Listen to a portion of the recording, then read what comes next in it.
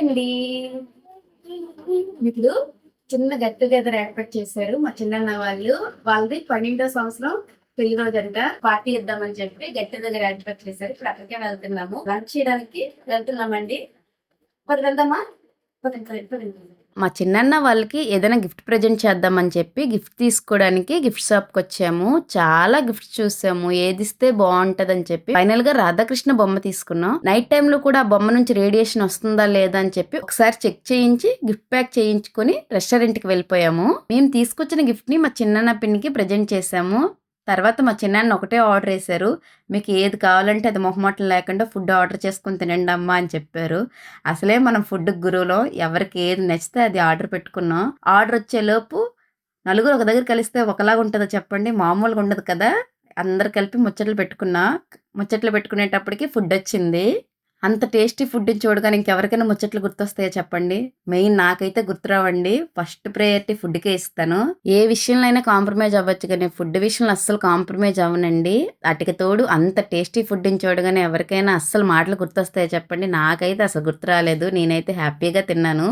మా వాళ్ళందరూ మాత్రం మాట్లాడుకుంటూ ఫుడ్ని తిన్నారు. నేను మాత్రం ఫస్ట్ ఫుడ్నే తిన్నాను. తర్వాతే వాళ్ళతో మాట్లాడాను.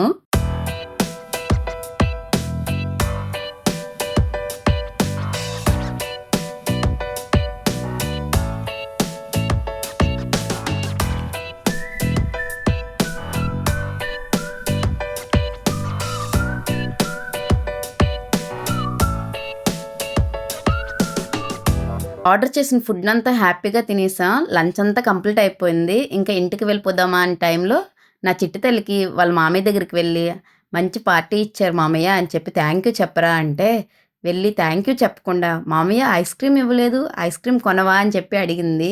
నా చిట్టి తల్లి అంత ముచ్చటగా అంత స్వీట్గా అడిగేసరికి వాళ్ళ మామయ్యకన ఐస్ క్రీమ్ షాప్కి వెళ్దాం పదండి అని చెప్పి ఐస్ క్రీమ్ షాప్కి వెళ్ళాము. ఐస్ క్రీమ్ షాప్కి వెళ్ళిన తర్వాత కూడా మా చిన్నాన్న ఒకటే డైలాగు, ఏది కావాలంటే అది తీసుకోండి అమ్మా అని చెప్పి మొహమాట పడొద్దు అని చెప్పారు. అంతలా తను చెప్పిన తర్వాత కూడా మనం ఆగుతామా చెప్పండి. మనం బిల్ పే చేయడం లేదు కదా, అంత మా చిన్నాన్నే బిల్ పే చేస్తారు కాబట్టి ఎవరికి ఏం కావాలంటే అది ఇష్టసరంగా తిన్నాము.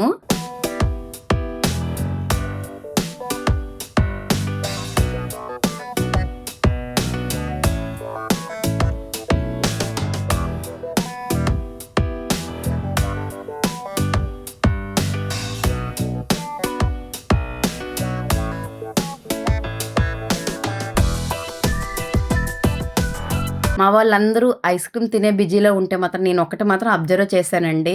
మేము ఏ షాప్లో అయితే ఐస్ క్రీమ్ తిన్నామో ఆ షాప్ ఆవిడైతే మా దుక్కు వేరేలా చూశారు. ఎక్కడి నుంచి వచ్చేసారు బాబు ఈ సంతంతా, ఏ ఊరు నుంచి వచ్చేసారు అన్నట్టు చూశారు. ఆవిడ చూసిన కనీసం పట్టించుకోలేదు. మా పని మేము చేసాము.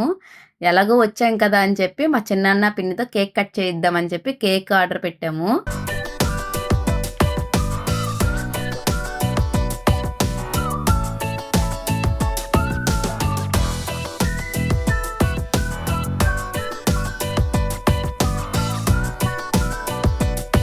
కేక్ కూడా వచ్చేసింది.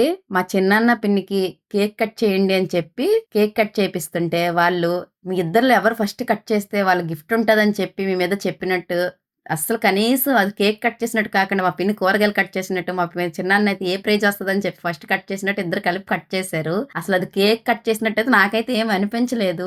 వెనక నుంచి చెప్తూనే ఉన్నాను, చిన్నాన్న కొంచెం నీట్ గా కట్ చేయండి, ఇటువైపు చూడండి చిన్న వీడియో తీస్తున్నాను, ఇటువైపు చూడండి చిన్న అని చెప్పినా అసలు వాళ్ళ బాధ వాళ్ళదే, ఫస్ట్ ప్రైజ్ నాకే రావాలన్నట్టు కట్ చేశారు ఇద్దరును. పోనీలే కేక్ ఎలాగోలా కట్ చేశారు. తినిపించుకునేటప్పుడైనా పోనీ వీడియో వైపు చూస్తారు, ఫొటోస్ తీసుకుందామని మేమందరం వెయిట్ చేస్తుంటే తినిపించుకునేటప్పుడు కూడా అదే తొందరగా తినిపించుకుంటున్నారు. మళ్ళీ మేము వెనక నుంచి ఏంటి చిన్న పిన్ని మీరు కనీసం ఫోటో వైపునే చూడండి, ఫొటోస్ తీసుకుంటాము అని అంటే మా బలవంతం మీద మళ్ళీ రెండోసారి తినిపించుకున్నారు. అలా ఉంటది మా పెద్దవాళ్ళతోని. వాళ్ళు ఎప్పుడు కట్ చేస్తారా, ఎప్పుడు మనం కేక్ ని ఫినిష్ చేసేద్దామా అని అందరం చూస్తున్నాం. ఇప్పుడే రెస్టారెంట్ లో ఫుల్ గా తినేసి వచ్చాం, కానీ మళ్ళీ వెంటనే కేక్ మీద పడ్డాము. వాళ్ళు కట్ చేయగానే మనిషి ఒక పీస్ తినేసి ఫినిష్ చేస్తాం. ఏదైనా శ్రీకాకుళం వాళ్ళతో పెట్టుకుంటే ఎలా ఉంటుంది చెప్పండి, ఏది వేస్ట్ చేయము. కేక్ అంతా ఫినిష్ అయిపోయింది.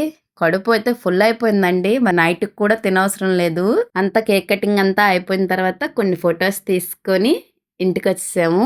ఈ సంవత్సరం మా పిన్ని చిన్నాన్న 12వ పెళ్లి రోజుని ఇలా జరుపుకున్నారు. ఇలాగే ప్రతి సంవత్సరం వాళ్ళ పెళ్లి రోజుని సంతోషంగా జరుపుకోవాలని మనస్ఫూర్తిగా కోరుకుంటున్నాను. నాతో పాటు మా చిన్నాన్న పిన్నికి కూడా మీ అందరి బ్లెస్సింగ్స్ కావాలని మనస్ఫూర్తిగా కోరుకుంటున్నాను. అంతేనండి. Bye bye.